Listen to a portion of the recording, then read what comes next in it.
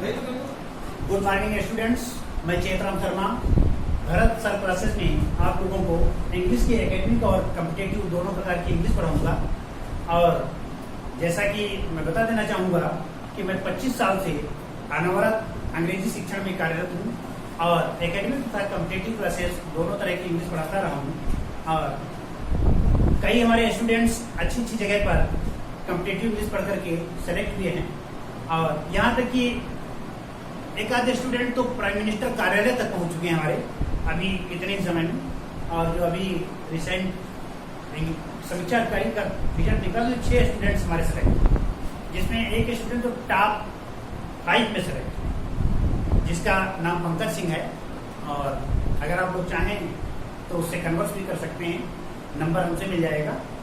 और आज की वीडियो का हमारा विषय है लैंग्वेज। What is language?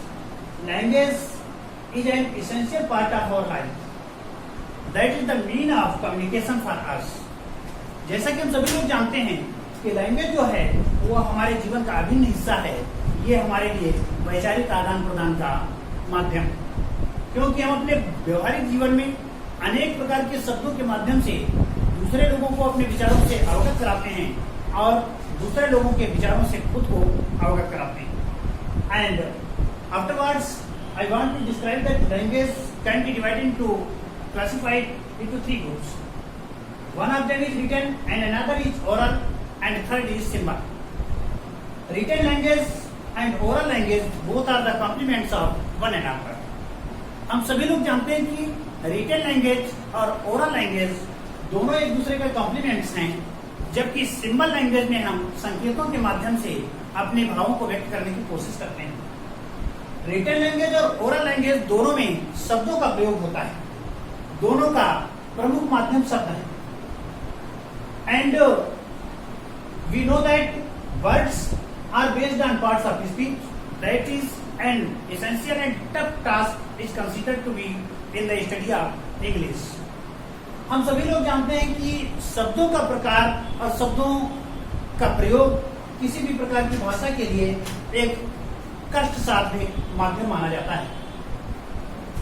हम आप लोगों को बता देना चाहेंगे कि शब्द मुख्य रूप से 9 प्रकार के होते हैं, जिसमें पुरानी किताबों में या पुराने टीचर से आप पढ़ेंगे जो ये पहले से पढ़े थे, उन्होंने ये बताया कि शब्द 8 ही प्रकार के होते हैं।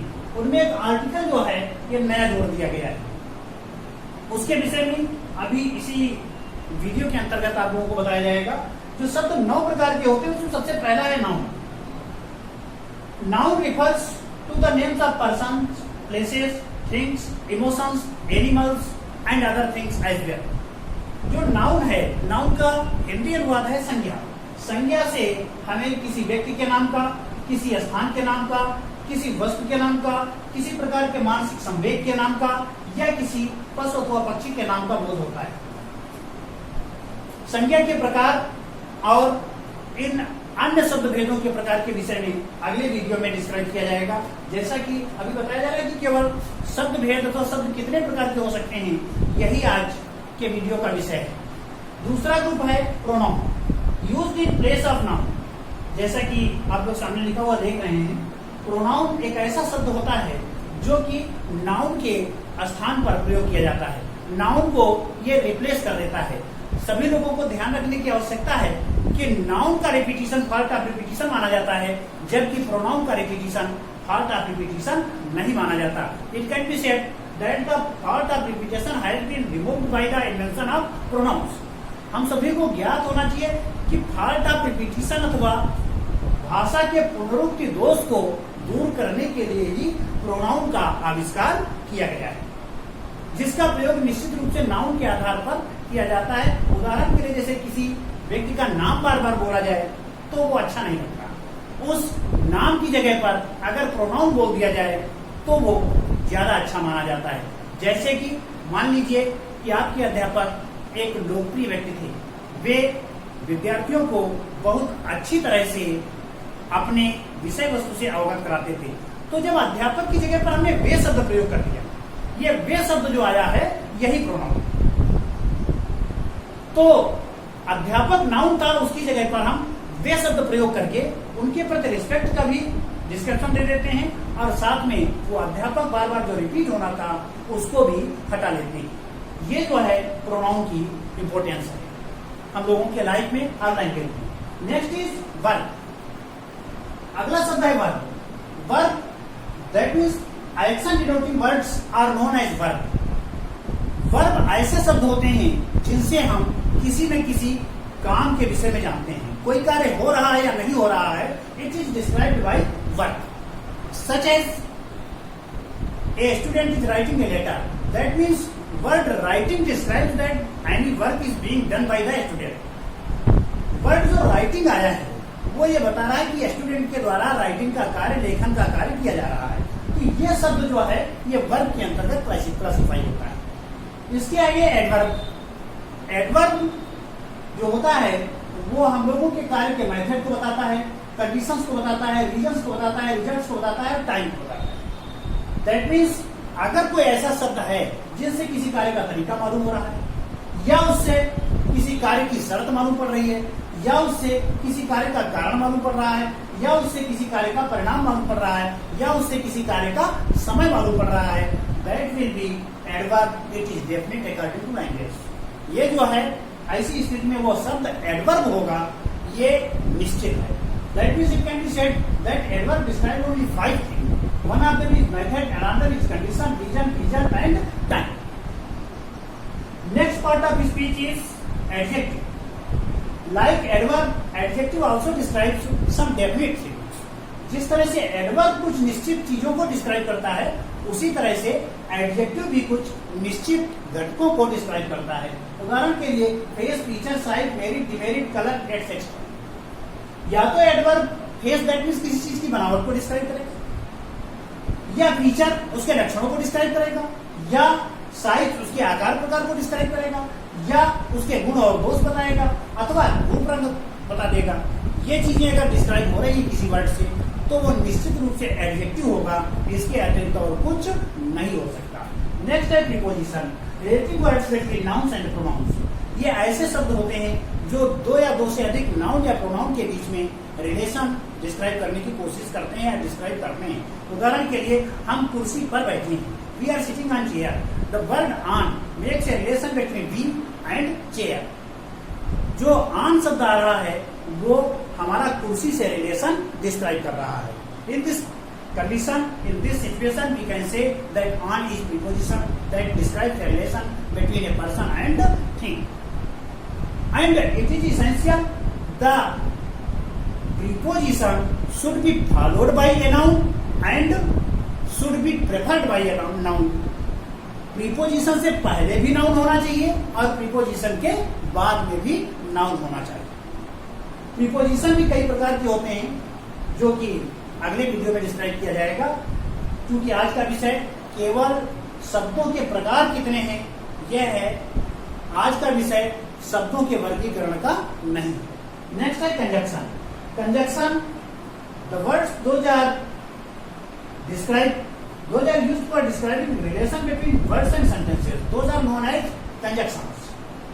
ऐसे शब्द जो सेंटेंस अथवा वर्ड्स में रिलेशन को डिस्क्राइब करते हैं वो कंजक्शंस कहे जाते हैं। Such as Mohan and Sohan are playing in the field. एक नाउन मोहन है, दूसरा नाउन सोहन है। दोनों के बीच में, दोनों को जोड़ने के लिए, दोनों के बीच में रिलेशन डिस्क्राइब करने के लिए जिस वर्ड का प्रयोग किया गया है वो आया है एंड। और ये एंड शब्द जो है ये can be said that and is the most important conjunction in the language, not only in English but it is used very much in the most conditions in all types of language in the world. और शब्द जो है ये सभी भाषाओं में सबसे ज्यादा प्रयोग किया जाने वाला कंजक्शन है। ये भी एक जान लेने का बिंदु है कि अगर पूछा जाए कि कौन सा कंजक्शन हम अपने व्यवहारिक जीवन में सबसे ज्यादा प्रयोग करते हैं तो वो कंजक्शन चाहे जो भाषा हो वो एंड है। तो अब यहाँ पर बात आती है कि ये भी रिलेशन को डिस्क्राइब करता है प्रीपोजिशन, और कंजक्शन भी रिलेशन को डिस्क्राइब करता है। दोनों में अंतर क्या है? तो अंतर दोनों में ये है कि ये केवल नाउन के रिलेशन को डिस्क्राइब करेगा और ये कंजक्शन जो है ये वर्ड अथवा सेंटेंस तक के रिलेशन को डिस्क्राइब करता है। Such as he went to market and purchase some vegetables. तो ही वेंट टू मार्केट ये अपने में एक कंप्लीट सेंटेंस है, ही परचेज सम वेजिटेबल्स ये अपने में एक कंप्लीट सेंटेंस है। दोनों को जोड़ने के लिए भी हम किस कंजक्शन का प्रयोग कर रहे हैं? एंड का प्रयोग कर रहे हैं। तो एंड जो है ये कंजक्शन जो है ये वर्ड्स को भी जोड़ सकता है और सेंटेंसेस को भी जोड़ने की क्षमता रखता है, जबकि प्रीपोजिशन जो है ये केवल नाउन को जोड़ने की तो क्षमता रखता है, अदर फैक्टर्स को ये जोड़ने की क्षमता नहीं रखता। नेक्स्ट है interjection, that shows the sudden feelings of emotions of the mind and brain. जो इंटरजेक्शन है ये हमारे ब्रेन और हमारे हार्ट के सडन इमोशंस को डिस्क्राइब करता है। उदाहरण के लिए किसी चीज को देख करके हम अचानक प्रसन्न हो जाते हैं, किसी चीज को देख करके हम अचानक क्रोधित हो जाते हैं, किसी दृश्य को देख करके हम अचानक भावुक हो जाते हैं, किसी को देख करके हम अचानक दुखी हो जाते हैं, किसी को देख करके हमें अचानक घिन लगने लगती है। तो इन भावों को डिस्क्राइब करने के लिए मुख्यतः तो हम एक मार्क का प्रयोग करते हैं जिसे मार्क का इंटरजेक्शन कहा जाता है, और उससे जस्ट पहले लिखा हुआ शब्द जो होता है वो दोनों मार्क और वो शब्द दोनों मिलकर के इंटरजेक्शन के पर्पज को पूरा करते हैं। ऐसी स्थिति में उस वर्ड को हम इंटरजेक्शन कहते हैं। उदाहरण के लिए ओह यू आर हियर, अरे आप यहाँ हैं। तो इसमें क्या है कि यहाँ होने की आपकी एक्सपेक्टेशंस नहीं थी, बट अचानक किसी ने देखा कि आप यहाँ बैठे हुए, तो उसने एक प्रकार का सरप्राइज अपने में महसूस किया, एक सरप्राइजिंग इमोशन उसके मन में आया, तो उसने ओ का प्रयोग कर दिया और ये मार्क लगा दिया, ये जो है इंटरजेक्शन बन गया। ऐसी कंडीशन में हम क्या देखते हैं कि जो अनएक्सपेक्टेड इवेंट्स होती हैं जिनको ऑर्डिनरी लाइफ में हम एक्सपेक्ट नहीं कर सकते लेकिन वो होता है, तो वैसी कंडीशन को डिस्क्राइब करने के लिए हम इंटरजेक्शन का प्रयोग करते हैं। Next part of the speech that is on the 9th position, it is an article. We know that there are only 3 articles in English language, and articles are used only in English language, and in other language they get the form of words. Article का प्रयोग केवल English language में ही होता है, other language में इनका कोई meaning या इनका कोई प्रयोग विशेष रूप से नहीं होता है, क्योंकि आर्टिकल केवल 3 ही हैं, ए, एन और द, जिसमें द का कोई मीनिंग नहीं होता है। लेकिन ये कहने का मतलब बिल्कुल नहीं है कि द मीनिंगलेस। इसमें क्या है, ए और एन ये 2 इंडेफिनिट आर्टिकल्स हैं, कहीं भी प्रयोग किए जा सकते हैं। द जो है वो डेफिनिट आर्टिकल है जो केवल और केवल यूनिक वस्तुओं के पहले ही प्रयोग किया जाता है, जो अपने में अद्वितीय हैं। पुरानी किताबों में अगर देखा जाएगा तो आर्टिकल नाम का कोई पार्ट ऑफ स्पीच नहीं मिलेगा, क्योंकि उसको एडजेक्टिव के अंतर्गत ही पहले शामिल कर दिया गया है।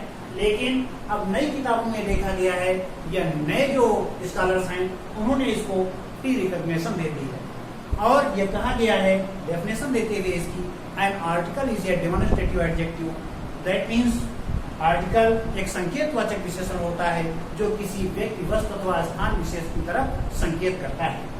इस तरह से हम ये देख सकते हैं कि द जो है वो केवल यूनिक थिंग्स के साथ में या कह लीजिए सुपरलेटिव डिग्री के साथ में प्रयोग किया जाता है, जबकि ए और एन ये नंबर्स को डिस्क्राइब करने के लिए किसी के भी साथ प्रयोग किए जा सकते हैं। एन तभी प्रयोग किया जाएगा जब कोई वर्ड वॉवेल से स्टार्ट होगा, ए का प्रयोग तब किया जाएगा जब कोई वर्ड कॉन्सोनेंट से शुरू किया जाएगा। इसके साथ क्या है, यह ध्यान देना जरूरी है कि आर्टिकल जो है वो एडजेक्टिव का ही एक सब पार्ट है, ये कोई 3 पार्ट ऑफ स्पीच नहीं है। इसलिए बहुत सारी किताबें अगर आप लोग देखेंगे तो उसमें हो सकता है आर्टिकल मिले ही ना।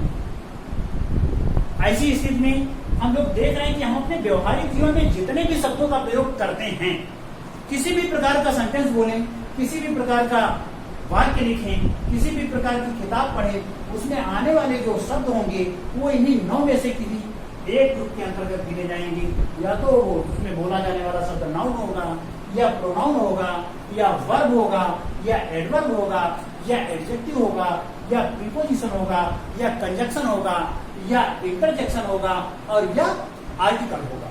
इनके अतिरिक्त अन्य किसी भी प्रकार का कोई शब्द न तो होता है न होता था, आने वाले समय में होने लगेगा, ये इंडेफिनिट है। तो छात्रों, आप लोग जो समझ गए कि ये 9 पार्ट्स ऑफ स्पीच के काइंड्स हैं, इसमें सबके अपने अपने अलग और काइंड्स तथा उनका सबका क्लासिफिकेशन है। और अगले वीडियो में हम kinds of noun and its application, its use in the sentences, errors related to noun, ये जो है अगले वीडियो में डिस्क्राइब किया जाएगा। ये हमारा जो वीडियो है ये केवल एकेडमिक क्लास के लिए ही नहीं, कॉम्पिटिटिव क्लास तक के लिए इम्पोर्टेंट है। और हर एग्जामिनेशन में इससे रिलेटेड क्वेश्चन पूछे जाते हैं।